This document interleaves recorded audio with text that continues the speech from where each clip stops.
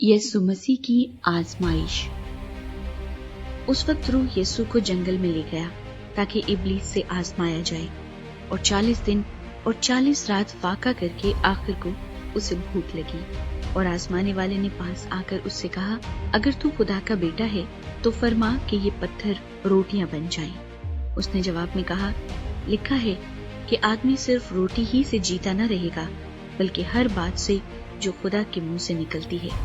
تب ابلیس اسے مقدس شہر میں لے گیا اور ہیکل کے کنگرے پر کھڑا کر کے اس سے کہا کہ اگر تو خدا کا بیٹا ہے تو اپنے تئیں نیچے گرا دے، کیونکہ لکھا ہے کہ وہ تیری بابت اپنے فرشتوں کو حکم دے گا اور وہ تجھے ہاتھوں پر اٹھا لیں گے، ایسا نہ ہو کہ تیرے پاؤں کو پتھر سے ٹھیس لگے۔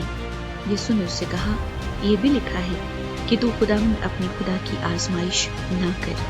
پھر ابلیس اسے ایک بہت اونچے پہاڑ پر لے گیا اور دنیا کی سب سلطنتیں اور ان کی شان و شوکت اسے دکھائی، اور اس سے کہا، اگر تو جھک کر مجھے سجدہ کرے تو یہ سب کچھ تجھے دے دوں گا۔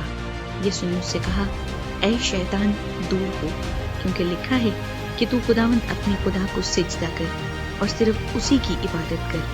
تب ابلیس اس کے پاس سے چلا گیا، اور دیکھو فرشتے آ کر اس کی خدمت کرنے لگے۔